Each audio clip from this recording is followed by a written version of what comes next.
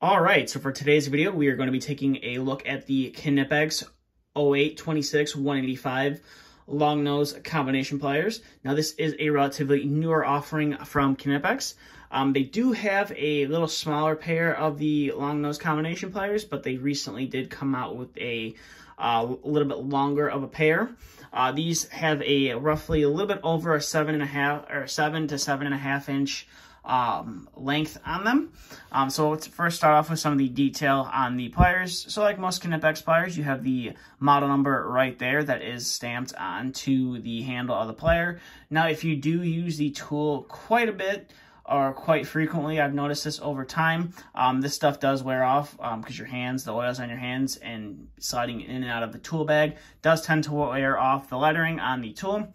And then down here on this handle, you have all your safety ratings that this tool has gone through to prove that it will withstand 1,000 volts and that it meets the IEC 60900 standard for electrical insulated tools.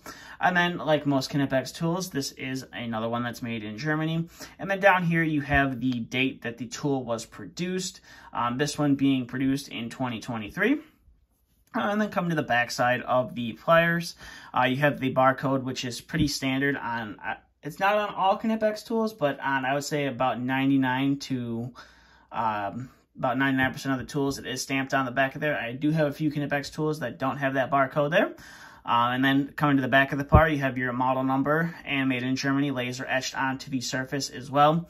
And then coming to the front of the plier, you have Knipex, which is a part of the casting or the stamping for this pair of pliers. And then you do have a nice rivet right there. It's not too big and it's not too bulky, doesn't stick up. It's a nice smooth ground rivet, which is nice.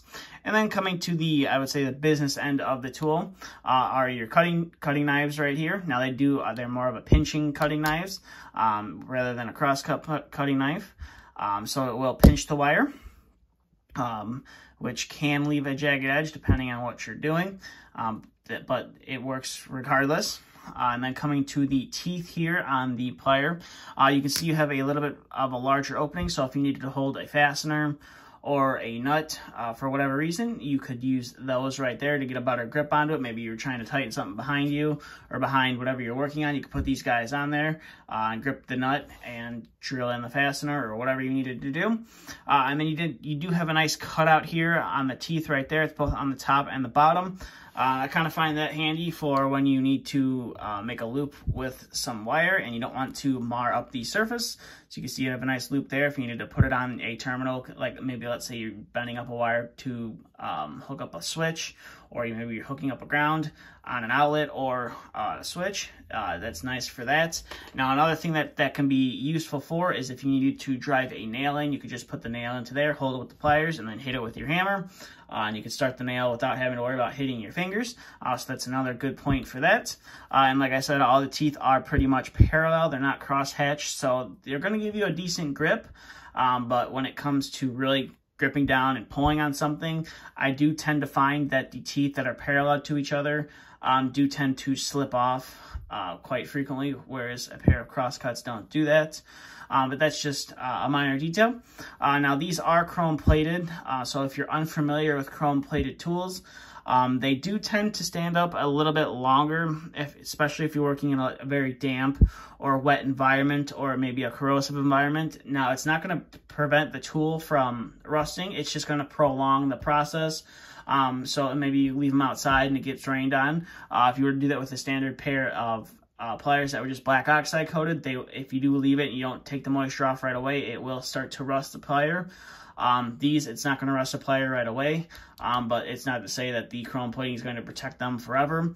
Now, one thing to say about chrome plating, and it's fairly obvious, is they do tend to sharpen the cutting knives on the pliers before they chrome plate it, just so that they don't ruin that chrome plating. And some people have said that they can feel a difference. The only difference that I feel on a chrome-plated tool versus a non-chrome-plated tool is wire is a little bit more slipperier on the cutting knives. is really about all I've noticed. But some people say the cut's not as good as just a standard pair of pliers. But for me, I haven't really noticed that. So that's really about it for the detail on these guys. Now we'll get to some of the functionality on them. So like most Knipex pliers, these are come kind of pre-broken. You still kind of have to open them up, but they only open up till about there. So they pretty much open up all the way to themselves. You just have to open it up just a little bit larger of the way. Now I already showed you the wire bending feature on here, but now I'll go ahead and show you the cutting. So they have no problem cutting through some wire at all. And now I'll see if I can strip the wire with these. And indeed, I am able to strip a conductor with these, or strip a wire with these, and cut it without any issue. So it is able to cut through some wire, which is nice. We'll go ahead and clear that stuff out of the background. So overall, these are definitely, I would say, a nice addition to have, especially since it's definitely an improvement over the little tinier pair that they have. Now, the one thing I find pretty cool about these is they do share the same model number on them. So you can see the first two digits are the same, 0826, and then the 145 and the 185 specify the length that the pliers are.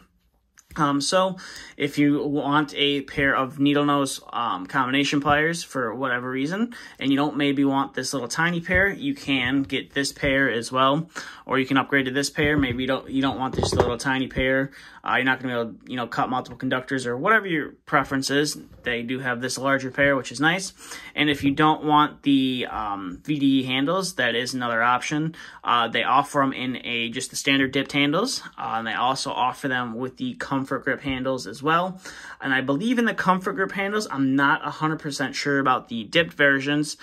They do offer it with the chrome plating and just the standard black oxide finish. But with the insulated, they offer them in both configurations. Now, when you're buying chrome plated tools, you are going to pay a little bit higher of a price, just because you got to pay for that chrome plating that is on them, whereas it's just another step in the process of making the plier. So I believe these run about $60 depending on where you find them, whereas the standard black oxide finish ones, I believe, are going for $45, $50. So there is a little bit of a price increase. But like I said, if you're working in that a damp or wet environment or a corrosive environment, these are probably going to withstand a little bit better than just a normal pair of pliers, but that is totally up to you. So with that being said, that's kind of all I have for this video. So if you have any questions, comments, concerns, please feel free to leave them down in the comment section below. And that's all I have for this video.